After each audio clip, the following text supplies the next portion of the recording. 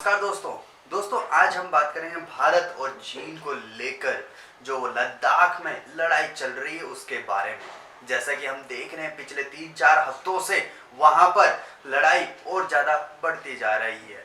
दोनों देशों ने अपने सेनाओं की तैनाती भी वहां पर बढ़ा दी है।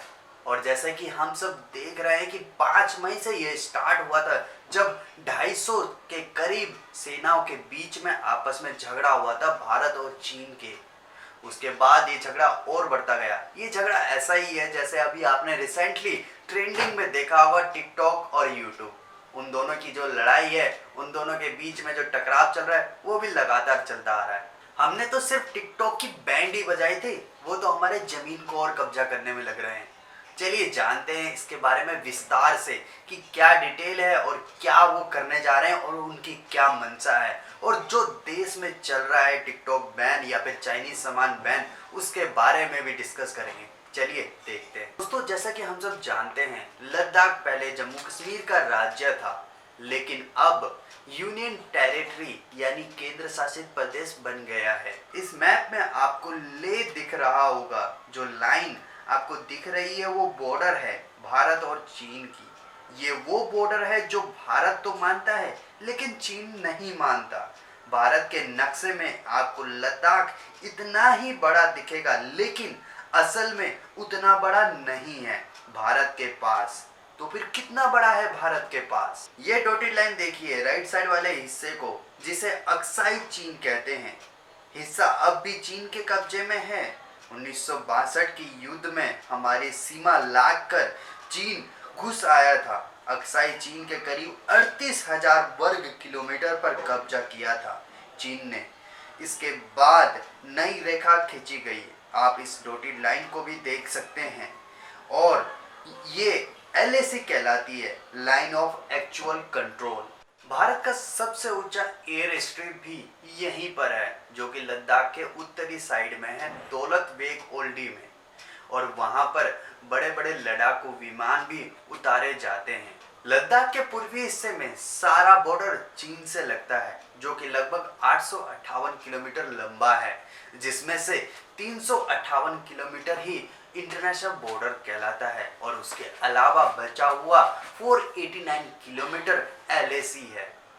यहाँ पर बात यह आती है कि उस लाइन को भी चीन बॉर्डर नहीं मानता है। ऐसा इसलिए है क्योंकि एलएसी का जो मैप है वो दोनों देशों के बीच में एक्सचेंज नहीं किया गया है। इसीलिए दोनों देशों के बीच में बॉर्डर को लेकर कंफ्यूजन अब भी जारी है, और उसी कंफ्यूजन का फायदा उठाकर चीन भारत में एंट्री कर रहा है और जगह को कब्जा करता जा रहा है। इस मैटर को समझने के लिए थोड़ा सा हिस्ट्री और उठाते हैं दोस्तों। जैसा कि हम सब जानते हैं कि 1980 से ही चीन यहाँ पर घुसपैठ कर रहा था, लगभग 45 किलोमीटर जगह कब्जा कर चुका है।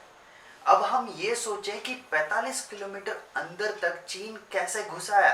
कोई थोड़ी सी जगह तो नहीं है 45 किलोमीटर, ये तो बहुत बड़ी जगह होती है।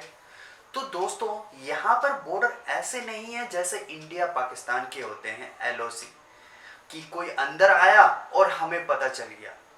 यहाँ पर बड़े बड़े पहाड़ हैं, और यहाँ पर ना सड़कें हैं, यहाँ पर सिर्फ नदी बहती है। और सेना तो ये भी कहते हैं कि ये नदी जब दिशा चेंज करती है तो कुछ एरिया चीन में भी चला जाता है और कुछ एरिया भारत में भी आ जाता है। ये मैटर एक बार उठाया गया था यूपीए 2 की सरकार में, लेकिन यही एक रीजन देकर इस मैटर को वहीं पर खत्म किया गया। हमने मैप में तो ये लाइन दिखा दिया अपने बॉर्डर का, लेकिन भारतीय सेना या फिर आईटीबीपी की पेट्रोलिंग वहां पर नहीं हो पाती है अभी तक, क्योंकि वहां पर सड़क भी नहीं है और वहां पर बड़े बड़े पहाड़ हैं।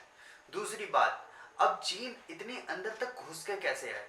वो इस तरीके से घुसे थे कि लद्दाख में रेबो लोग, जो छोटे ट्राइबल्स हैं, वो भीड़ चढ़ाने के लिए आसपास के एरिया में जाते हैं, और उन्हीं का रास्ता देखकर चीनी सेना धीरे धीरे अंदर आते गए और अपनी पेट्रोलिंग बढ़ाते चले गए। और इसका जिक्र जैसा मैंने पहले बताया कि यूपीए 2 के सरकार में हुआ था, लेकिन वही नदी का बहाना करके इसको दबा दिया गया। फिर इसके बाद अभी करंट में क्या चल रहा है? करंट में ये चल रहा है कि वहां पर जब भारतीय सेना अपनी पेट्रोलिंग आगे तक करने चली जाती है तो वहां पर चीनी सेना उनको रोकते हैं और उसके बाद झड़प स्टार्ट होती है। अभी तो आप झड़प देख ही रहे हैं, बड़े स्तर पर ये झड़प सुलझाने की कोशिश की गई, आपस में बातचीत की भी कोशिश की गई। इस मैटर को लेकर हमारे प्रधानमंत्री ने भी सेना प्रमुख से बातचीत की।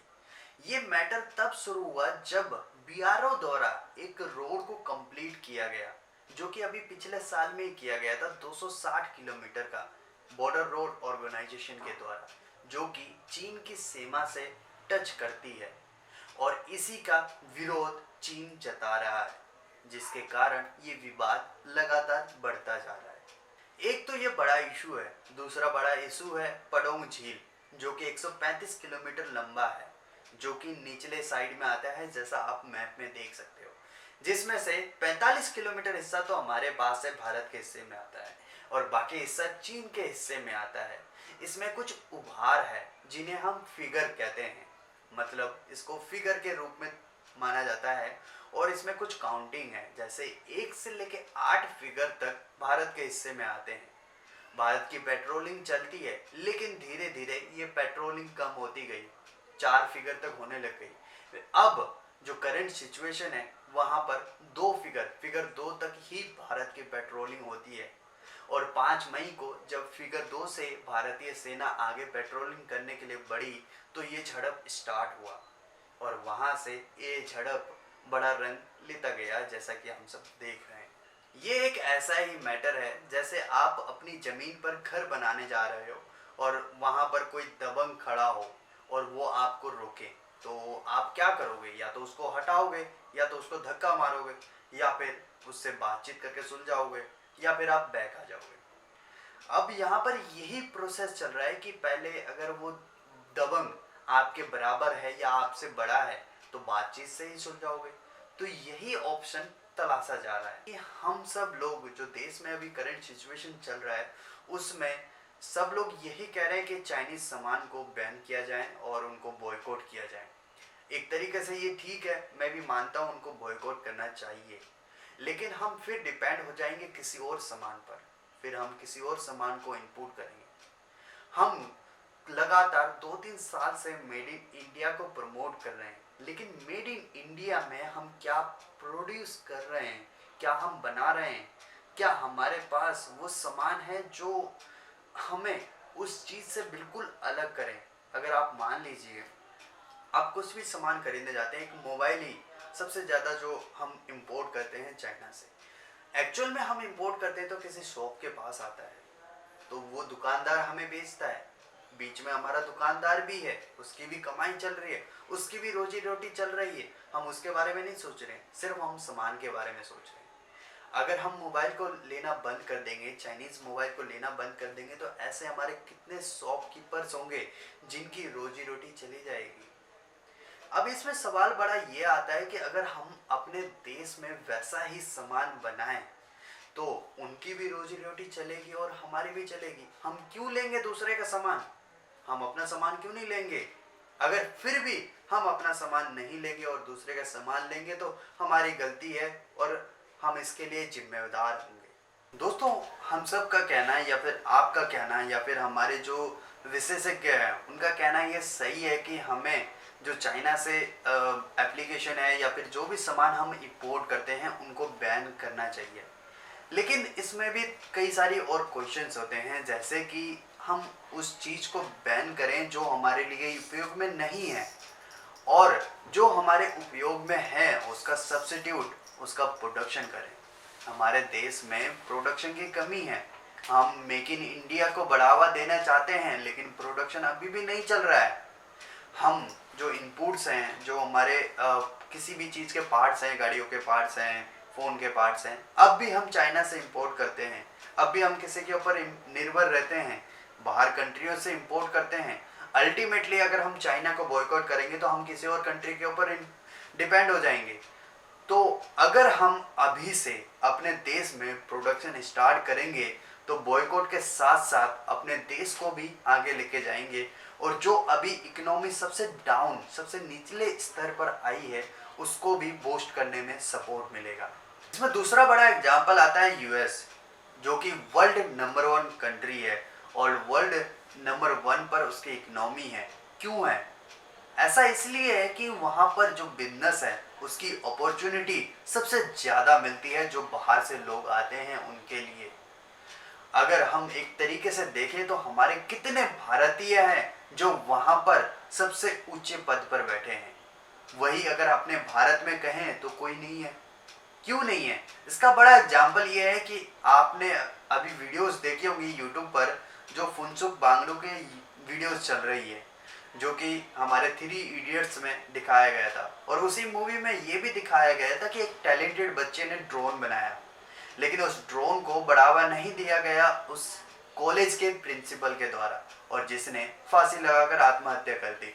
इसका मतलब ये हुआ कि जो आप टैलेंट दिखाना चाहते हो या तो वो दबा दिया जाता है या तो उसको प्रोत्साहन किया ही नहीं जाता है। फिर वो टैलेंट निकलेगा कहाँ पे? या तो दम घुट के मर जाएगा या फिर दूसरी कंट्री में जाके दिखाएगा जहां पर उसको अपॉर्चुनिटी मिलेगी।